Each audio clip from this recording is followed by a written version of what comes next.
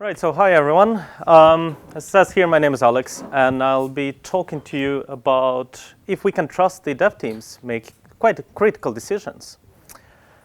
But before we go and talk about that, or before I give you the answer to that question, I would like you to know a bit of history. Super scientific graph coming up, so please pay attention. Over the past 5 years, the amount of products that we have been growing, and so has the amount of teams. Given that, of course, the complexity of the products has increased as well. But there was one thing that did not change over all of those years. The amount of architects we had. And yes, that's me. So the role of an architect has been pretty much that, being involved in everything. That means technical decisions, quality assurance, feasibility of whatever change is coming in and so on. And a lot of smaller things, such as code reviews and development, because some people apparently believe they don't take time. I have a developer background, and for everything I do, I would like to write tests. And I'll actually write one with you here. Let's see if I actually have the real view of the situation. So I have the input here, that the team count and the size of the teams has been increasing. So did the complexity and velocity that we were working with. And the teams were really getting high performing. What you could expect, of course, is that it's really hard to be involved in absolutely everything. And you pretty much become a very big bottleneck. It would also cause a lot of stress. And you'll spend most of your time in meetings. One fun fact was a few months ago, I spent the whole month, besides one day, in meetings. So it seems that this test actually passes. What it really means in plain English is that one person can't do it all, at least without going insane. I still hope I'm not. So how would you, as a single person, cope with all this? Well, you would take a vacation and come back a few weeks later and figure out that something went wrong and critical changes went into production, users affected, and you get questions from management. How did that happen? Well, there was a need for change. You had to let go. From hands-on work, code reviews, and more over time. But we also had to change our mind and change our mindset, how we work. We had to actually remember what the Agile Manifesto told us. That the best architectures, requirements, designs emerge from self-organizing teams. We all know this. So how do we actually get there? Well, we had to encourage our teams to take more responsibility, to be involved from ideas to production. We also had to learn to trust our teams and let go of things and let them handle what they do best. And naturally, we can't just remove ourselves and not be involved on the same level without replacing with something else, or actually something better. So we had to find a way to support our teams and teach them instead of telling them what to do. So this is how we came to the idea of Architecture Forum. So what is this? Well, Architecture Forum is basically a team of very technical people that are knowledgeable about everything we've been doing within products and know the background to all of the decisions that have been made.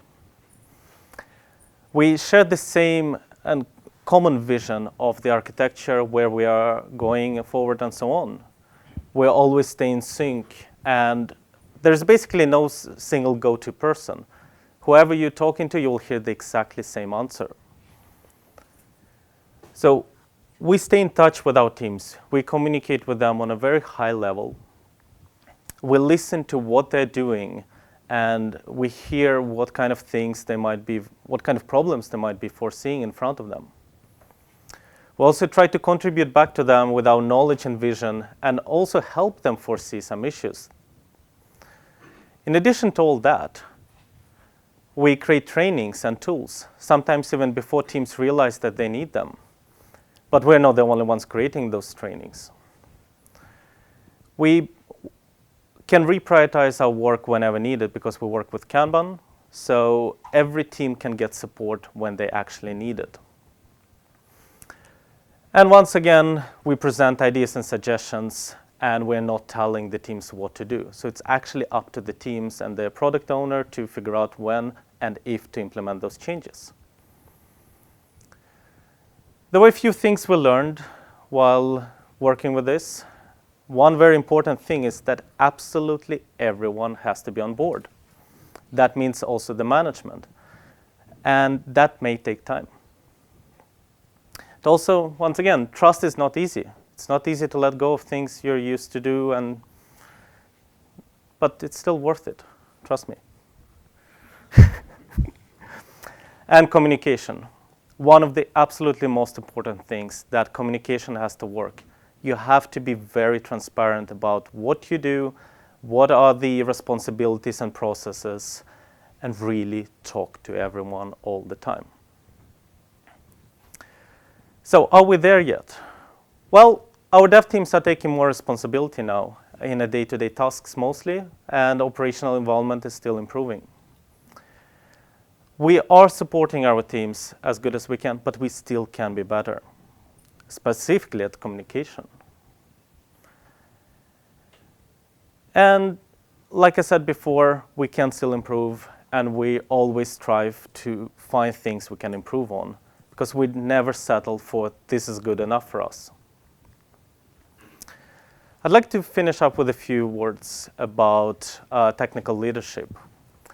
And that I would like to say that technical leadership is not about deciding, because I believe that deciding is very easy.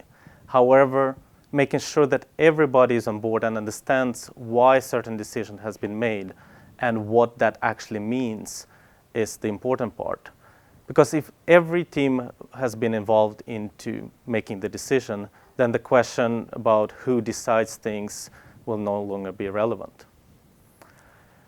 So, can the teams be trusted? Of course they can. Thank you.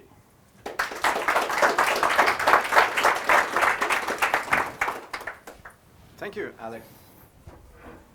So, while we're switching the microphone over, any questions for Alex? Yep. That there were systems, are they all in Stockholm, and how many people is there? Let's see. Everybody's in Stockholm now. We actually changed. We had a product department in Hong Kong a while back, but for us it was a better choice to move the people that wanted to relocate here. I believe right now we are about, would be around 30 developers. Björn, you actually have the better idea of the count. Going there. Yeah, going there. But going there. Yeah. Increasing like hell, rapidly. Yeah. Yes, one more question. Yes, I agree with you. We should trust developers. That's more very productive actually. But I have a question about one thing. When you want everyone to be on board, Mm-hmm. everybody to be in the decision-making process, how long it takes the decision to be taken? When we're done, we'll tell you. So how do you handle that? Well, naturally you have to handle the communication and the meetings or whatever you're discussing. You have to be aware that people have to stay on topic. And you don't actually have to go for full consensus. But what you really need to be trying to promote is kind of a healthy discussion and come up with ideas. Now, at the end of the day, if someone still is like really against, then, well, we will make the decision for you, but we never had that situation. Because if we end up there, we have failed. You have always 100%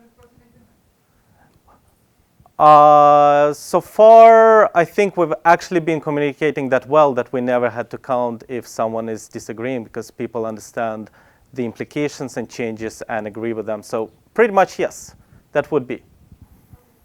Even though I could say that on a higher level, the management sometimes may not always agree. Don't look at